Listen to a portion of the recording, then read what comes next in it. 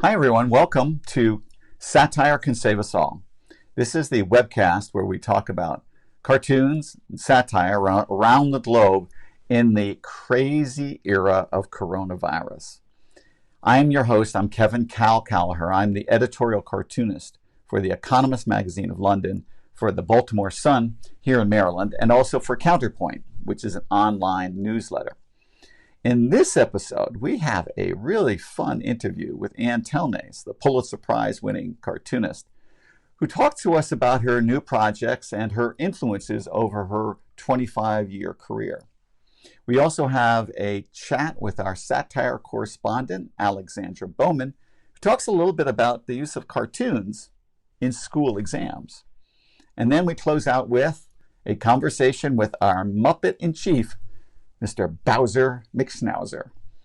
So first, on to our interview. Let me introduce you to Ann. Ann Telnaes is the longtime cartoonist for the Washington Post.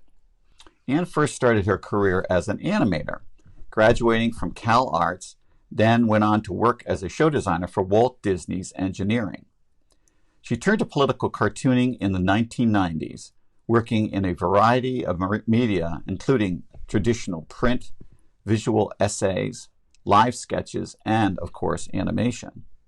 She's won many awards for her work, including in 2017, the Reuben Award for Cartoonist of the Year, as presented by the National Cartoonist Society of the United States.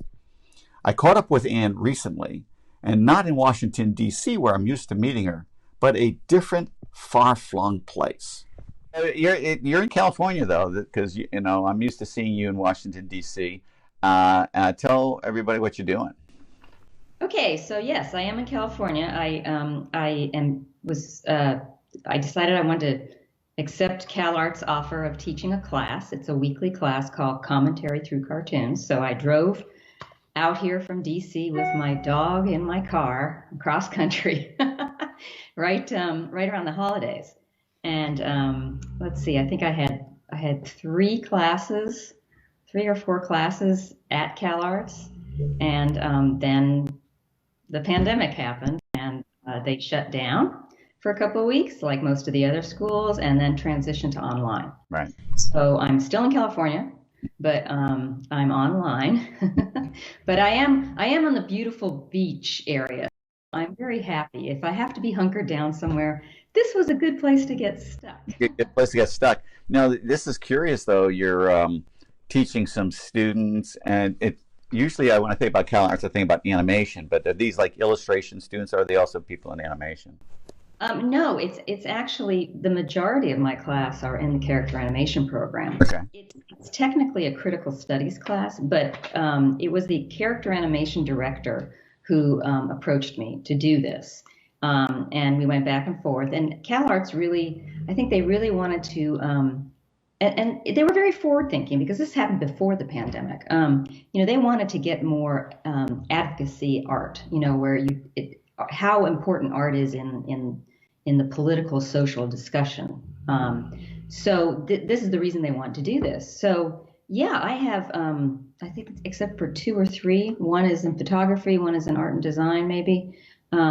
They're all character animators. That's their major. But what's so great about this class is that I think it's inspired a few of them to rethink their professional goals. Really? In what way? Well, for instance, okay, let me back up a little bit and give you kind of the context of how this all came about. So I think all the students were interested in political cartooning. Some of them knew a little bit more than others, but we started the class with a historical, view of editorial cartooning.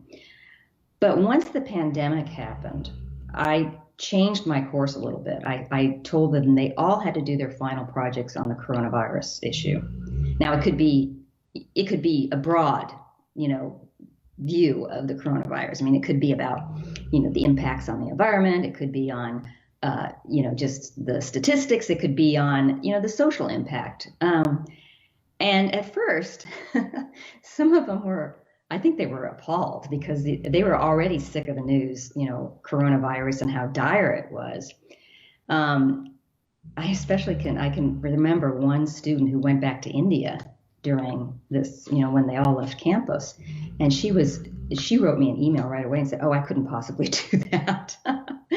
Because she was just so tired of it and she was stressed. These students have gone through a lot, not just the fact that they have to deal with the pandemic as we all do, but they got, their school ended. I mean, that was their life. That was their goal.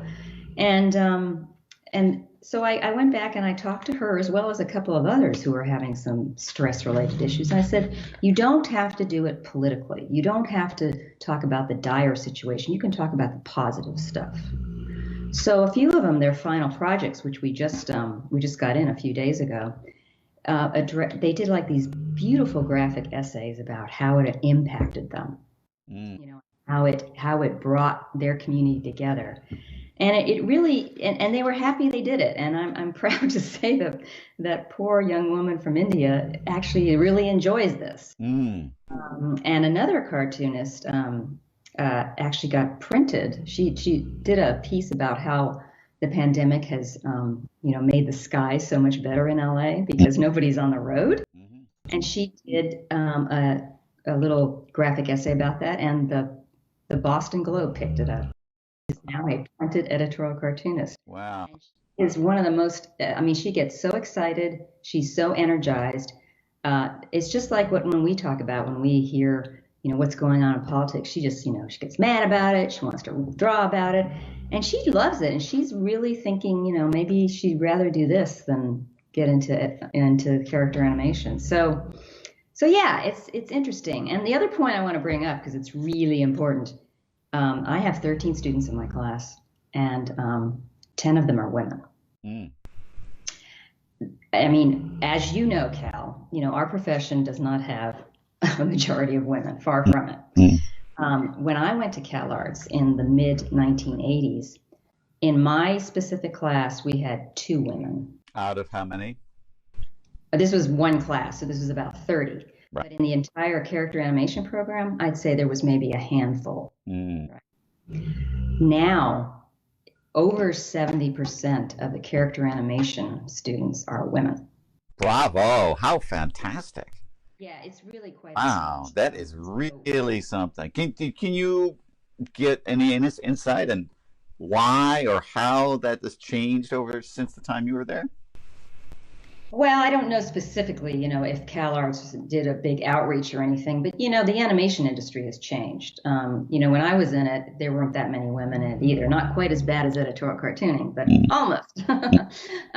But it really has changed, and I think it's a combination of things. I do think a big part of it is the fact that younger women nowadays are just not presented with limitations like we were, societal limited, that we just they think that any opportunity is open to them, which they should. But that was something that my generation didn't have. You kind of had to be different to get out there and Mm. you know and get into a man's world, right? Mm. So they're just a different type of young woman, Mm. which doesn't mean they still don't have problems out there. I mean, one of the issues is, even though I do know this because I attended a panel a few years back, an animation discussion with women all the way from late 20s up to the 60s. Mhm. And while, yes, there are more women in the schools, once they get out of school, Mm. don't make up the majority of the directors or, the top animators. So there's a disconnect there. Mm. That still has to change. Absolutely interesting. Well, the curiosity, of course, is that even at the best of times, any people graduating from college wanting to get into artistic, creative fields, we're going to have a challenge. And even a great school like Cal Arts, there's no guarantee, or maybe it's almost a certainty, that not everybody who graduates is going to end up 10 years from now doing something in the arts. But then we got the pandemic coming in, which is going to really shake up everything from print and film and so on. The kids must be nervous about that, or can you get a sense of maybe what the landscape might be for them as they come out? I think they're better equipped than we are because they even know, even before this all happened, that because the animation industry is changing as well. It's not so much you get picked up by a major studio and then that's your entire career. They've changed more to doing it's a kind of a freelancer's job in life in the sense that they go from picture to picture. And I think these students, I mean, I've talked to a few of them, they are well aware that they have to sort of diversify. Mm-hmm. You know, they have to find different places to get their work seen Mm-hmm. and make a living. So I think I think pretty much they're in a good position to do that. They're equipped that they know that it's not like our generation and a little bit older in the editorial cartoonists. They're so used to sitting on a paper for 25 years, Mm-hmm. getting the gold watch and retiring. Mm-hmm. And it's not that way anymore. That is not going to be, that's not even where we are now, and it's definitely not going to be that way in the future. So I do think these younger ones they understand that they have to be, they have to look at different areas and apply their talents in different places in order to have a successful overall art career. Mm-hmm. Do they prepare them on the business side? I know that so many artists, young artists who have come to talk to me, and you probably found this over the years as well, aspiring artists, they might get instruction on the actual art stuff, but it's really hard to make a career because they got to navigate the business side. And some great artists fail because they can't pull that side together. Do they find ways to help them at CalArts? Cal, to be honest with you, I don't know that much about the whole curriculum. I mean, this whole this whole situation with me not being there, except for 3 classes, I've sort of, to be quite honest with you, I have spent the entire time just making sure that my class ended up on a successful note, and I was a little worried there at first, so I couldn't really answer too many questions about what's going on at CalArts. But I can't imagine that they're not doing that. You have to in this type of environment. Mm, yeah. And so you're feeling, does this make you feel optimistic? Being with these young, talented, forward-looking folks. I mean, where does it leave you, you think? Oh, anytime I'm talking to any young, energetic, artist, I always feel good about that. Now, I don't, in terms of the situation we are now, I don't know. I think, as I've talked with other cartoonist colleagues, I think it's still changing, and we're just going to have to see what happens. We're going to have to be adaptable. Um, I don't know. Right. At this point, I'm more concerned with what our government is doing. Hmm. That is, I think we are in such a bad path that I sure we all want to survive and make a living, but we'd like to survive first. And I think our government is, and this is where we come in. We should be screaming from the rooftops. And you're really good at screaming from the rooftops. Your cartoons have been great. So your work, many people may be familiar that you are doing stuff for the Washington Post. They don't appear normally in the print edition, although you did have a beautiful big piece appear recently in the print edition, which is really nice. It And was a complete surprise, by the way. I mean, oh, I knew they were going to print it, and which does not happen often. I think I can count on one hand how many times they've printed since I've been with them online. But I had no idea that they were going to use the entire page horizontally. I mean, I'm sure it's happened before, but I don't think it's happened a lot. So that was a very nice surprise. mm, yeah, and real estate on printed pages is very valuable these days, and so to dedicate to that kind of space to a cartoon is both generous, but it's also really smart, understanding the value that cartoons can have if they give it that kind of attention. Of course, one of the things when they brought you on to reside on the website, that probably at the time seemed like a minor, a lesser role, but increasingly as more and more traffic and more eyeballs are going to the digital edition, and then your stuff, your profile is increasing. Your work, it seemed like you've adjusted to this kind of new venue. Tell me what it's like, the difference between targeting something for print and now that you know that your life is on the web, and the way that you approach your stuff as a result. Yeah, and this is what I tell anyone that's working as a cartoonist or wants to be one. especially in this climate, I mean, you have to be adaptable. I mean, I say you have to pivot. And that is something I've done since I joined the Post, which was in 2008. And that's when the online was completely separate from the print. I mean, there was actually two buildings at the time, and two whole different editorial staff. I mean, it was two different operations. I went there specifically trying to sell them animated editorial cartoons. Mm. And since I have an animation background, I could do that, right? And they took me on, and we were doing 3 a week as a trial thing, and it worked out. It seemed to really appeal to the readers. But I have adapted since then. Mm. And I took the initiative on my own because of certain realities that I had not foreseen. For instance, when I started, I was doing video. And if you're at the Washington Post site and you're looking at video, most of it is live action, right? And most of it is fairly long-ish, like 3 to 5 minutes.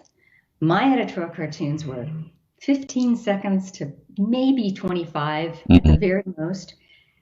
And the problem with being in the video system is you have to have a pre-roll ad before it. Oh, right. Those pre-roll ads are a minute long. And then you suddenly come on, and you're gone.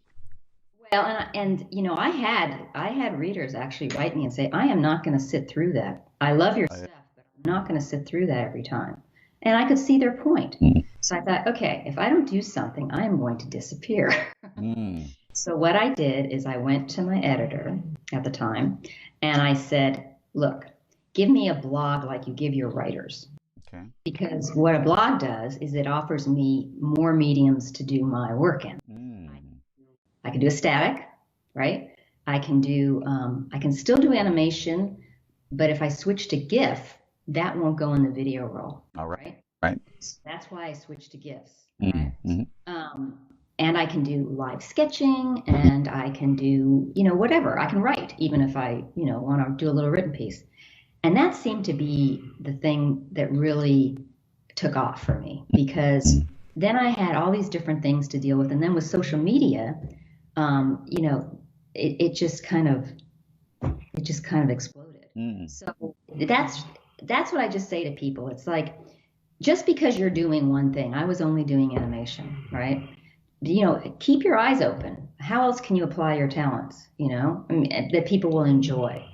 Use social media at its best. Mm. So we all know what social media can do, and I've been a victim of that. But use it, and it. I think you can make it. You can make it your own. Mm. Interesting. So when you're back in your studio in Washington, D.C., what's your relative timetable? Because everyone works at different times of day. People are creative differently. Do you have a kind of a formula that kind of works for you? Yeah, I'm notoriously very early to bed, very early up. Mm-hmm. I don't last very long after 4 o'clock. No, creatively. Oh, right, creatively, sure. Yeah. So I have decided that working mornings is best for me. So I get up really early. I've actually continued that out here because I lose 3 hours. So I'm still getting up really early and at least catching the 8 o'clock news in DC. Right. So yeah, like everyone else, you're constantly taking in news. I do a lot of Twitter. I'm not a big Facebook fan, but mostly my social media is on Twitter. And I draw constantly. Ever since Trump has been in office, I have to weed out stuff that I can't do because I don't have the time. If I could work 24 hours a day, I could fill that up. Yeah. Right. Interesting. And you work really big generally, right? Do you draw still sketches? You're quite large. I do, but I've toned it a little bit down since when because I think you remember when I was doing just the pen and ink, I was working 19 by 24, the print. The animation, obviously, I had to make it smaller just to deal with it correctly. When I sketch now, I'm pretty much on a 11 by 14, and I fill her up. Sometimes I have to add a piece to it. But, I still like drawing large. I just think I draw better that way. And it's also this part of your animation background. I mean, your lines are loose and they have, you know, big motions and smooth in that way. They're really nice. And you must have used brush for a while, right? Because your line was quite large. I used brush in the beginning. I was using ink and brush for my print when I was still syndicated. Mm-hmm. And then, and this is where I tell this to my students as well. You know, don't be so concerned about a style, because styles develop. It's not like you're going to decide what your style is. It's going to develop from everything you've learned, everything you've looked at, your inspirations, and also what's going on at the time. For at least for me, I mean, when Trump got in the office, I just decided, you know, I'm going to switch to pencils. Right. Because I was doing more intense drawings, I think, you know, and the brush and the ink, the clean lines didn't seem to fit anymore. Mm-hmm. So I went back to, I mean, I've always been on paper, but I don't do any color on the computer unless I'm doing animation. Went back to watercolor because it's very messy, and it's, you know, I leave in all the mistakes, and, you know, the pencil, I also leave in all my underlying lines. I don't try to clean up anything, and it just seems to fit. And I was looking at it recently. I was thinking, you know what? It's really gone back to, and I didn't do this consciously, but one of my earliest influences was Osborne. Mm. You know, Robert Osborne, that did those wonderful illustrations. You know, the angry, intense drawings. You know, you felt what he was feeling. I couldn't have done that in my younger days. I wasn't capable of it. But now, with everything going on and the fact that I have 25 years of experience, I feel like I'm actually coming closer to my original inspiration. Yeah. Yeah. No kidding. Yeah. No kidding. I remember talking to the great animator Richard Williams, who had won, you know, Oscars and done everything, and he said something similar. He said it was like his career is now like 30 years deep, and he said after 30 years, I'm just figuring this out now. You know, it finally, he needed to go that full route before you really got to maybe that bit that's closest to who you are in your heart and that sort of thing. And isn't that cruel for an artist too? Is you have to go through all those years. Yeah. Now when you're getting close to the end of your life, you're finally getting. Finally figure. Don't tell these students they've got a long travels in front of them. Now, you talked about inspiration, Osborne. Anybody else who's kind of inspiring you, either these days or, you know, who maybe had critical junctures of your career, kind of gave you a jolt? Well, for my career, when I was younger, because I was in animation, you know, that's how I started out. I was going to become a character animator. My inspirations there were Searle, because a lot of animators looked at Searle's work for inspiration. Ronald Searle, the famous Yes, artist. Mary Blair, who was this fantastic designer, colorist for Walt Disney, who did conceptual designs. Her work is wonderful. If I could even have a little bit of her color sense, I would be so happy. Kallaugher, you know, the sculptor. Yeah. Kallaugher, his shapes and colors, and I always loved his work. Nowadays, God, so many of my colleagues inspire me. Steve Brodner is just amazing. I followed his work when I was a student at Cal Arts. Just gotten really popular, and he was in all the major magazines. And I wanted to do what he was doing. And he's inspiring on so many levels. I mean, his artwork is amazing, but just his philosophy, how he approaches life and art, how he approaches his life through art. I mean, because this is our life, you know? I mean, this is how I feel. I feel like, you know, my art is my life. You know, reason I was plopped here. So, yeah, I find him inspiring. I find so many of my colleagues inspiring. I want a lot of them to get more angry, though. Well, and this has been so great. So much fun chatting with you. And all of these people you mentioned, I'm going to be showing some samples of their work so that they can help to inspire other folks as well. And I'm so delighted that you're teaching kids, because you do have so much to offer. And also, even after 25 years, Ann, your work is still fresh, strong, innovative, and inspiring. You're inspiring to your peers, not just to other students. So keep it up, girl. Oh, thank you. And you inspire me too. It's so good to see you. Yeah. So we hope that we'll be coming back and touching base with you about other issues again from Satire Can Save Us All. But thank you for joining us, and we'll talk to you again soon. Great. Good to see you. Well, it's always great talking to Ann, and that was a particularly special interview because behind her, lying down on the floor, was her massive, beautiful Swiss mountain dog named Yogi. And if you heard a kind of funny rumbling throughout parts of the interview, it wasn't my stomach, but it was Yogi snoring. And I hope, of course, the interview didn't put you to sleep. It was certainly fun for me. Now we chat with our friend Alexandra Bowman, our satire correspondent, who's also a third-year student at Georgetown University and has just finished her most recent term. You've just finished your exams for the year, and I remember you telling me an interesting story from the perspective of a cartoonist about what exams and how cartoons have come into play. Tell me a little bit about that.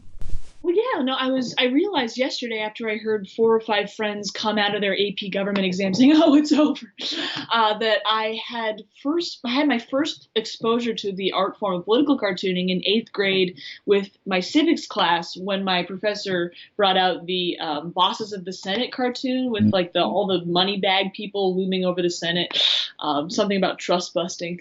And I realized that trend of having political cartoons appear in my classes continued through the end of high school into the 2016-2018 era when I started to become a mentally conscious as well as politically conscious person. But it's interesting to think about how school brought the element of satire into my kind of sphere of. It was your first introduction to the cartoons, and also what I think was interesting is that when cartoons are used in exams, and my cartoons are used in exams all around the country and around the world, is that your experience was not just as a cartoon consumer that reads it in a newspaper, spends 5 or 6 seconds with it maybe. In this case, you had to analyze it and dig deep into it. So you started to get right in the nuts and bolts about what was going on, which is also one of the cool things that cartoons can do is that they tell you about what's happening in history at that particular moment and gives you, deeper insight than just the 5 or 6 seconds that most people spend on it. But I was thinking though about today and in satire, and your generation is the internet generation, and you are, you're engaged with cartoons, but most of your colleagues and peers are more familiar with memes, and I'm curious about your thoughts about memes and their kind of relationship in comparison, let's say, to cartoons. Sure. So I think that memes, like political cartoons, and I know there are a lot of people, particularly cartoonists, who just abhor that comparison, but memes serve to boil down complex issues into visual, symbol-based comparisons, visual explorations of ideas boiled down for, again, digestion in 5 or 6 seconds. Memes are probably there are more memes on the internet than hand-drawn political cartoons, because anyone can make a meme. Right. You don't have to draw it. And there's meme generators where you can just move around text boxes and there you go. To be fair, they can get across similar messages and can be shared faster, so that's certainly a pro. But one interesting thing that I've seen is there's an ongoing meme these past 2 months where students will create something and then joke that it will appear on a U.S. history exam in 40, 50 years. There you go. I saw that was particularly well done, where someone photoshopped their own meme into an AP US history exam and then wrote 4 or 5 analytic questions. In your essay, describe one thing that this cartoon does to critique the Trump administration. There you go. Well, that's a really interesting thought, and maybe that will be true. One of the great things I think about memes is that it's lowered the bar of entry for people to get into the satire craft, and then also another way maybe that. While many people think that kind of maybe threatens cartoons or diminishes the value of cartoons, on the other hand, one of the things that for cartoons to be successful, that they have to offer something that's different and better than your typical meme, and have to engage. The artwork has to be of a quality to be able to compete with what people can do in Photoshop and so on. So it's a good challenge, I think, for those in the cartoon community. And if cartoons, reach their full potential, then they can easily coexist and engage and surpass maybe some great memes. So I like to seek that cartoons and memes could both live and swim together in the future of the web. We'll see what happens. Well, good. Well, it's great chatting with you. We'll come back and visit again. I'm giving you some projects now that we're into the summer, and you're not spending as much time at school, although you're a busy young woman. And I look forward to talking to you again next week. See you soon. All right, take care. All right, everyone. There's just one more thing left to do, and that's to have a chat with our Muppet in Chief, Mr. Bowser McSchnauzer. Hello! Hello, Mr. Bowser. How you doing? Good. I've been really busy this week. You've been really busy. What you been doing? I have been studying. Studying? What you been studying for? Well, I understand we're going to all get tested. Tested? Well, you mean the coronavirus test? Oh, yeah. And believe me, I'm going to pass that thing. What do you mean you're going to pass? Well, I have been here for 7 weeks with you, this guy, and let me tell you, it's been real testing. Oh, so you've been real testing. Oh, yes. And there's no cartoons on that test, that's for sure. Okay, well, why don't you keep on your studying while we prepare ourselves for next week's episode. We have an episode every Tuesday. Make sure that you tune in to see us here live, or you can see us on our YouTube channel that we post over. Just look for youtube.com and then do a search for Satire Can Save Us All. I'll be there. Yeah, Bowser McSchnauzer will be there, but also great interviews with other satirists. And we're going to be expanding and doing a lot more interesting stuff. So make sure you tune in, spread the word, and we'll look forward to seeing you next time. Say goodbye. Goodbye. And we'll see you guys soon. Take care.